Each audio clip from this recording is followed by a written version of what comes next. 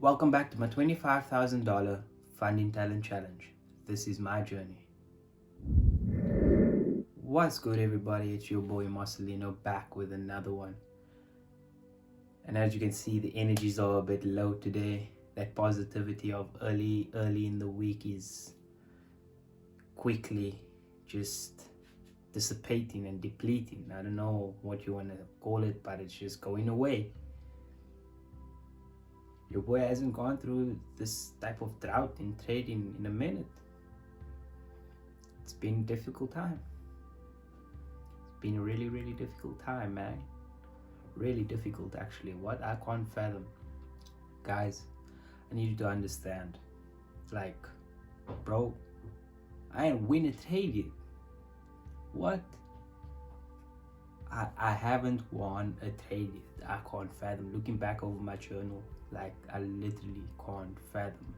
Now, I'm so glad that my risk management has been on point, and up until yesterday I followed my 2 trades a day rule, and I just got hacked today and I took 3 trades.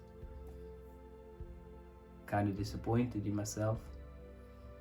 I'm not disappointed in the fact that I took a trade that looked like it was my setup, but I'm disappointed in the fact that I went against the 2 trade a day rule. And yeah, man, like, bro, I know we don't know the sequence of our wins and losses, and I keep on repeating this. You don't know the sequence of your wins and losses, but I haven't gone through such a drought in trading in a minute. What? And then the fact that I don't know if it's like the fact that I'm scaling the account up or doing the challenge to scale the account up to be able to get that bigger funding. I don't know if it's that's playing like psychological games with my trading, or if it's the fact that I actually have to record this whole journey. And to be quite honest with you guys, I didn't want to make this video. Like, all I wanted to do is just go for a run for the first time in like 2-3 weeks. Just go for a run and go clear my head, because clearly, like, bro, it feels like I don't know what I'm doing. Like, that's what it feels like. And I've been putting in the work. On my personal account for the past 5 months, 6 months of this year, I've been profitable every month.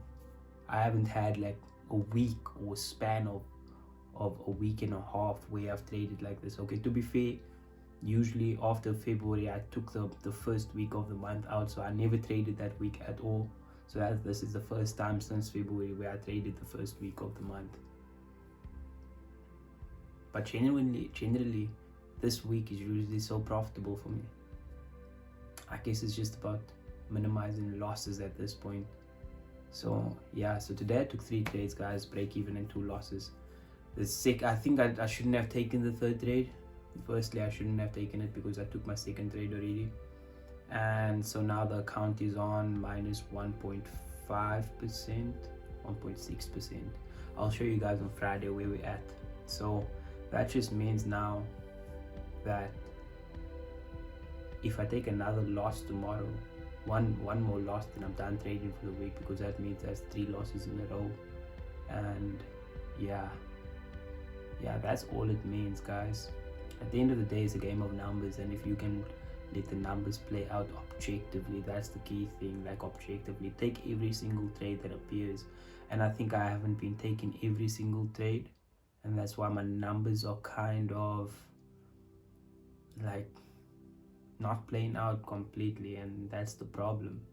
So yeah, guys, like, I guess at the end of the day, this is kind of like a journal to me. So whatever I'm gonna write in that journal, like, I might as well just like say it here. Like, I kind of fucked up, you know what I mean? Like, I feel like I fucked up today taking that 3rd trade, and I feel like I just disappointed myself in the sense where, like, you had this set rule, this boundary that you're not supposed to go across, and I crossed that boundary. And what's going to stop me from doing it again? Like, now I need to institute something to discipline myself, to like say, if this happens, then I need to do that. Now I need to already write a 500 word document, 500 word document, and print that thing out, and then that's gonna be a chore now that I need to do for going against my rules.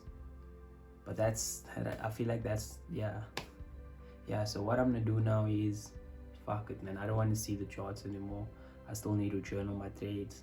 I just jumped on here straight after my live trading session. I don't even know if I want to talk about my trades exactly, but I'm down I'm supposed to be down 0.5% today, but it's obviously 0.25%. No, it's 0.5% for the day. This is one of my biggest losing days so far.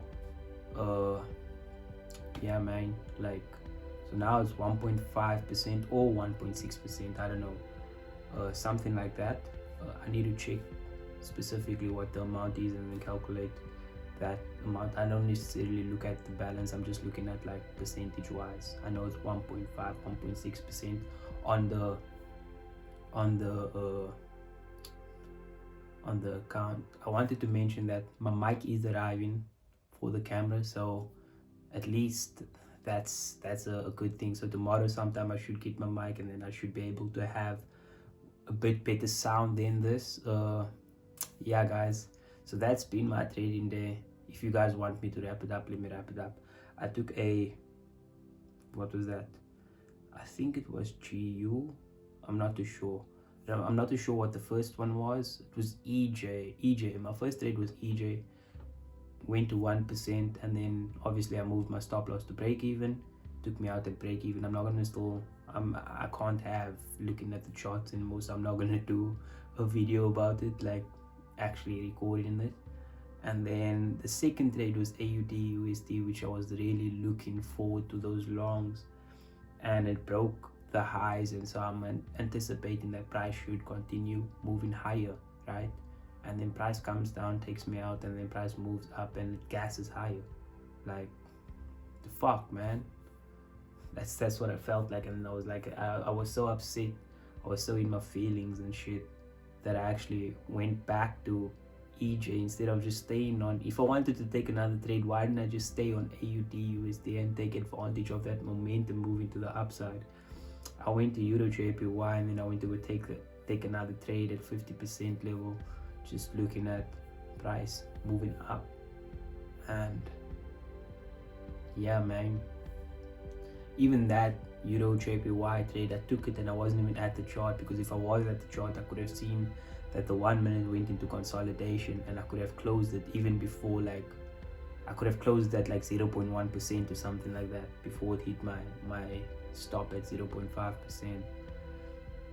But yeah, as long as I think the only thing that is holding me in this challenge is my risk management at this point. At this point, the only thing that's holding me is my risk management, holding me down. So yeah, guys, let me be example with risk management at least. Let me be an example with risk management. And if you are gonna do any challenge, just control your risk. You'll be able to survive. Trust me. I know.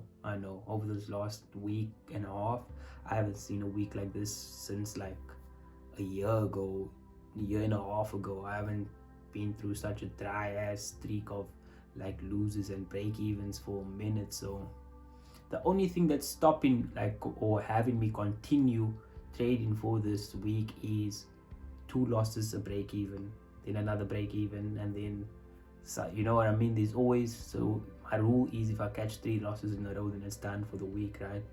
But there's always a break even to actually like kind of cut those losses, which is crazy. So yeah, guys, that's my day today. Comment down below if you I don't know, if you're profitable. Comment down below, I don't know, if you want to give me encouragement, because damn, like as a trader today I actually feel quite down. Hopefully this run is gonna like give me some vitamin D from the sun and shit. Hopefully this run gets me a bit hyped up, that I can come back this to something later on. Who knows? Like, yeah, today I actually just don't want to look at the charts for the rest of the day, man.